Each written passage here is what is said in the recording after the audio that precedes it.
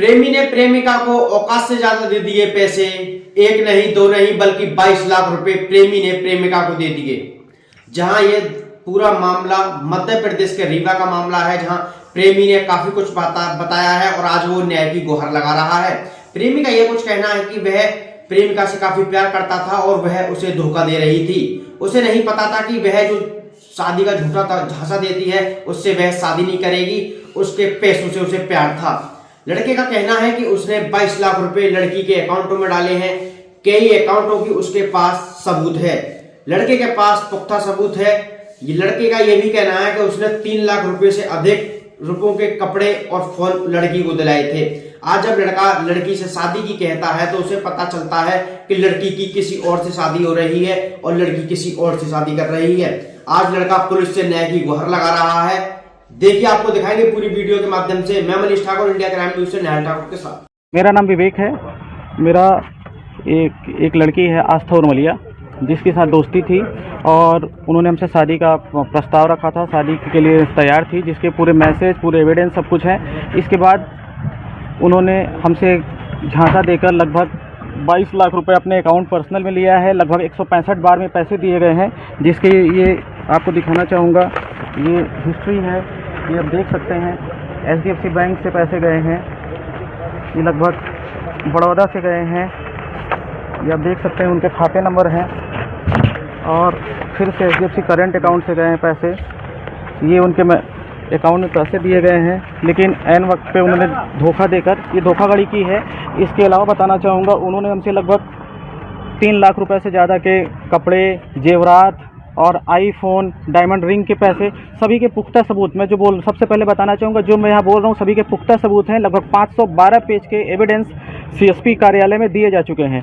इसकी प्राथमिकता जो है दर्ज हमने करवाई थी अमैया थाने में, जिसकी बाइट भी शिवा अग्रवाल सर की है। उन्होंने बोला था कि पुख्ता सबूत के बाद इसमें कार्यवाही होगी, अभी तक कार्यवाही नहीं हुई है।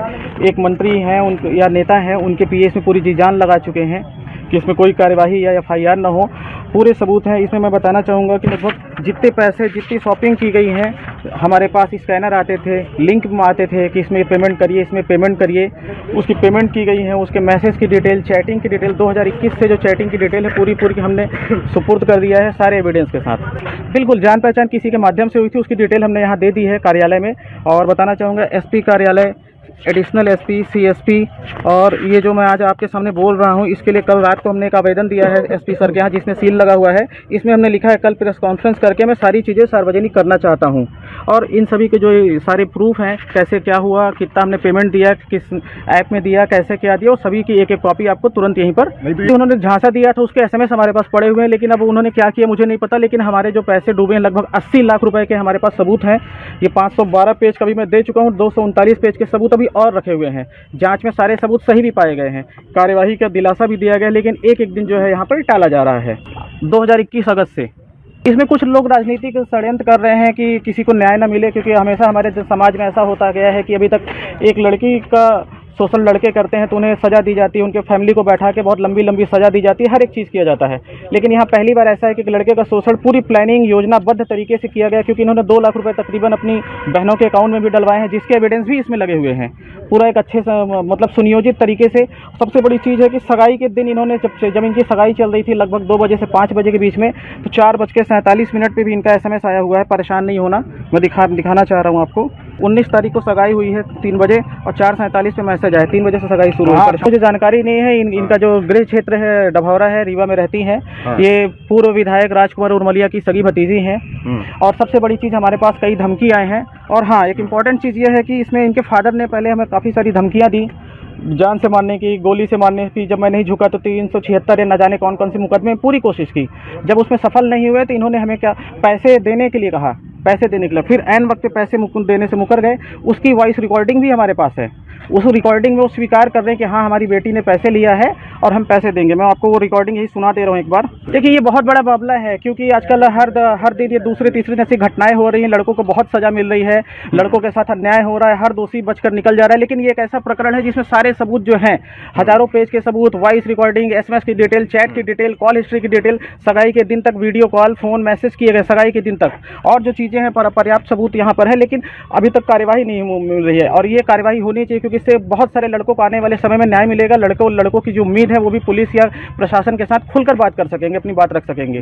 अब देखिए ये तो सुनियोजित तरीके से धोखाधड़ी का तो मामला है, लेकिन इसमें क्या धारा लग सकती है, कैसे क्या किया जा सकता है, ये कानून कोर्ट ने इसमें जो है वो इसमें फैसला लेगा। अक्टूबर 2023 में हमने इनको मैसेज भी किया था, अगर कुछ आपको इधर कुछ डाउट हो तो आप हमारे पैसे रिफंड कर दीजिए। तो इन्होंने मैसेज किया है व्हाट्सएप पे कि हम आपके जो पैसे हैं नहीं लौटा सकते, हम शादी ही करना चाहते हैं, इसीलिए लिए हैं। तो हमने कहा था अगर ऐसा जरा सा भी आप कुछ करोगे तो इसका मामला कोर्ट तक जा सकता है। वो भी हमारे पास अभी है, उसकी भी एक कॉपी हम आपको दे देंगे। ऐसे ही लगातार, क्योंकि ये सब पैसे इसलिए दे रहे थे कि इन्होंने शुरुआत में ही प्रॉमिस किया था, उज्जैन महाकाल मंदिर में जाके इन्होंने कसमें खाई थी, पूरी तरह से ये बोली थी कि आप ही के साथ रहेंगे। एक अच्छे घर से बिलोंग कर रही थी, अच्छी फैमिली से बिलोंग कर रही थी। तो इंसान को ट्रस्ट तो अपनों पे ही हो जाता है। जिस तरह से बातें प्रेम जाल में फंसाया, क्योंकि इनका जहाँ तक हमें भी जानकारी मिल रही है, शादी 7 साल पहले से फिक्स थी, उसके बाद भी हमसे बात कर रही थी। सगाई के दिन मैसेज आना, सगाई के 3 दिन पहले मैसेज आना कि आप भोपाल आ जाओ, दिल्ली चलेंगे, 5 दिन के लिए घर में बात कर चुकी हूँ। ये भी मैसेज की कॉपी हमने इसमें लगा रखी। यहाँ जो एक बार फिर से आपसे कहना चाहूँगा, जो चीज़ें बोल रहा हूँ सब कुछ पुख्ता है। कुछ मुलाकातें होती थी, ऐसा कुछ भी नहीं था। ऐसा कुछ होता तो बहुत पहले हमारे ऊपर कई मुकदमे दर्ज हो चुके होते। एक्सटॉर्शन का वैसे नहीं बोल सकते। एक फरियादी विवेक शुक्ला, उनके द्वारा एक शिकायत की गई है कि एक लड़की द्वारा उनसे पैसे वगैरह वो देते रहे लगातार, उनके अकाउंट में भी देते रहे और कुछ गिफ्ट्स वगैरह भी उनको लगातार देते रहे, और आपसी रजामंदी से थे, उनके बीच में बातचीत वगैरह थी। और अब उस लड़की की शादी कहीं और हो रही है, तो ये करीब इन्होंने इसमें करीब कई लाख रुपए ट्रांजैक्शन पैसे भी दिए हैं और कुछ लाखों के गिफ्ट्स भी इन्होंने इनको दिए हैं, तो करीब 50 लाख के ऊपर वो अमाउंट आ रहा है। तो ऐसा उन्होंने पूरा प्रूफ दिया हम लोग को, और अपना कथन और वक्तव्य भी उसमें दिया है।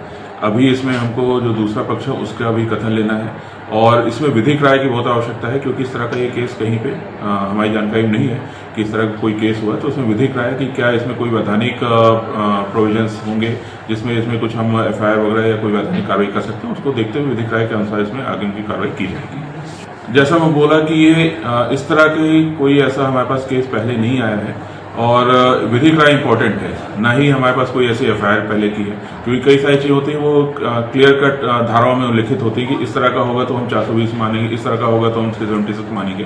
तो जो ये केस है, या शादी का झांसा मानेंगे, उसमें भी जब किसी महिला या बच्ची की तरफ से हमारे पास आता है तो उसमें भी एक डेफिनेशन होती है उस चीज़ की। अब इसको धोखाधड़ी की श्रेणी में माना जाएगा कि नहीं माना जाएगा, वो पूरी हमको विधिक राय के अनुसार ही और जो कथन अनुसार है उसके आधार पर हम उसको निर्णय ले पाएंगे। मैंने उनसे कहा प्रूफ आप मुझे दें कि ऐसा कुछ हुआ है तो मुझे बताएं, और उसमें भी हम कार्रवाई करें।